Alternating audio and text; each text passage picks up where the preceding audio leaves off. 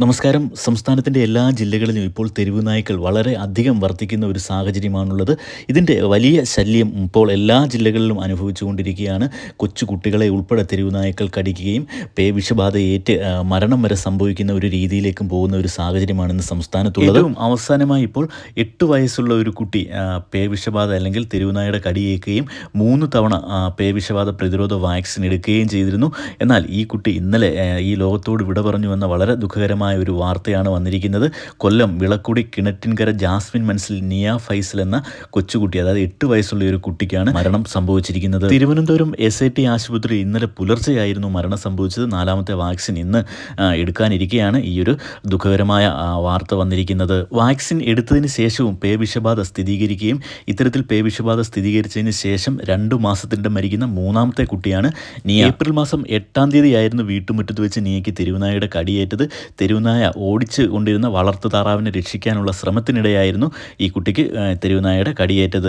ഇടത് കൈമുട്ടിന് മുകളിൽ പലയിടത്തായി മുറിവേറ്റിട്ടുണ്ടായിരുന്നു. എന്നാൽ ഈ തെരുവുനായയുടെ കടിയേറ്റ ശേഷം ശരിക്ക് സോപ്പ് വെള്ളവും അതോടൊപ്പം തന്നെ മറ്റ് ലോഷനുമൊക്കെ ഉപയോഗിച്ച് മുറിവേറ്റ സ്ഥലങ്ങളൊക്കെ കഴുകി വൃത്തിയാക്കുകയും പിന്നീട് വിളക്കുടി കുടുംബാരോഗ്യ കേന്ദ്രത്തിൽ നിന്നും പുനലൂർ താലൂക്ക് ആശുപത്രിയിലും എത്തി വാക്സിൻ സ്വീകരിക്കുകയായിരുന്നു.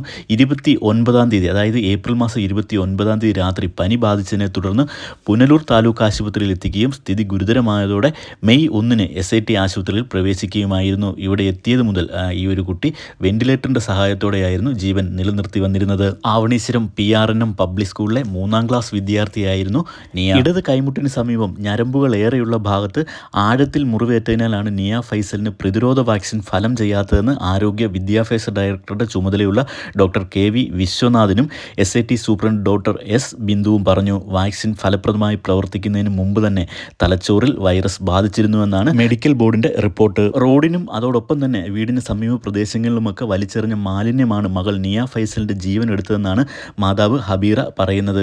അവിടെ വേസ്റ്റ് ഇടരുതെന്നത് ഹബീറ പലവട്ടം പല ആളുകളോടായി പറഞ്ഞിട്ടുണ്ടായിരുന്നു. ഒരു മനുഷ്യനും ഇത് കേൾക്കാൻ കൂട്ടാക്കിയില്ല. അത് തിന്നാൻ വന്ന പട്ടിയാണ് എൻ്റെ കുഞ്ഞിനെ കടിച്ചതെന്നാണ് ഇപ്പോൾ ഹബീറ പറയുന്നത്. തെരുവുനായ കടിയേറ്റ ഉടൻ തന്നെ കുടുംബാരോഗ്യ കേന്ദ്രത്തിൽ എത്തിക്കുകയും അവിടെ നിന്ന് പുനലൂർ താലൂക്ക് ആശുപത്രിയിലേക്ക് എത്തിച്ചതിന് ശേഷമാണ് വാക്സിൻ എടുത്തത്. വാക്സിൻ എടുത്തെങ്കിലും വിഷബാധയേറ്റ് പത്തനംതിട്ട പുല്ലാട് സ്വദേശിനിയായ ഭാഗ്യലക്ഷ്മി, 13 വയസ്സുള്ള ഭാഗ്യലക്ഷ്മി കഴിഞ്ഞ ഏപ്രിൽ 9-ാം തീയതി മരിച്ചിരുന്നു. അതോടൊപ്പം തന്നെ മലപ്പുറം സ്വദേശിയായ സിയ ഫാരിസ്, 6 വയസ്സുള്ള സിയ ഫാരിസ് കഴിഞ്ഞ ഏപ്രിൽ 29-ാം തീയതി ഇത്തരത്തിൽ മരിച്ചിരുന്നു. വിഷബാധയ്ക്കുള്ള വാക്സിൻ എടുത്ത ശേഷം 22 പേർ ഈ ഒരു 2021-ന് ശേഷം നമ്മുടെ സംസ്ഥാനത്ത് മരിച്ചുവെന്നാണ് ആരോഗ്യ വകുപ്പിൻ്റെ കണക്കിൽ പറയുന്നത്. നമ്മളുടെ സമീപ പ്രദേശങ്ങളിലും റോഡുകളിലും ഒന്നും വേസ്റ്റ് ഇട്ട് നമ്മളുടെ തെരുവ് നായ്ക്കൾക്ക് ആഹാരം നൽകി ഇത്തരത്തിൽ തെരുവ് നായ്ക്കളെ വളർത്തിക്കൊണ്ട് വരുന്ന പ്രവണത എല്ലാവരും ഒഴിവാക്കുവാൻ ശ്രദ്ധിക്കുക. ഒപ്പം തന്നെ കൊച്ചു കുട്ടികളൊക്കെ വെളിയിൽ കളിച്ചുകൊണ്ടിരിക്കുകയാണെങ്കിൽ അവരെ എപ്പോഴും ശ്രദ്ധിക്കേണ്ടത് ആവശ്യമാണ്. സ്കൂൾ തുറക്കാൻ പോകുന്ന സാഹചര്യത്തിലൊക്കെ തദ്ദേശ സ്ഥാപനങ്ങളുടെ ഭാഗത്തു നിന്നും അതോടൊപ്പം തന്നെ സംസ്ഥാന സർക്കാരിൻ്റെയും കേന്ദ്ര സർക്കാരിൻ്റെയും ഒക്കെ ഭാഗത്തു നിന്നും ഈ ഒരു തെരുവുനായ ശല്യത്തിനെതിരെ അല്ലെങ്കിൽ തെരുവുനായ വർധനവിനെതിരെ വലിയ ഒരു ഇടപെടൽ നടത്തേണ്ടതായിട്ടുണ്ട്. തെരുവുനായ്ക്കളുടെ കടിയേറ്റും അതോടൊപ്പം തന്നെ വിഷബാധയേറ്റും ഒരു കുട്ടിയുടെയും അല്ലെങ്കിൽ ഒരു ജീവൻ പോലും പോകാതിരിക്കട്ടെ എന്ന് നമുക്ക് ആഗ്രഹിക്കാം. വിശദമായ അറിയിപ്പുകൾക്കും വാർത്തകൾക്കുമായി ചാനൽ സബ്സ്ക്രൈബ് ചെയ്ത് വയ്ക്കുക. വീഡിയോ ഒന്ന് ലൈക്ക് ചെയ്ത് കാണുക. താങ്ക്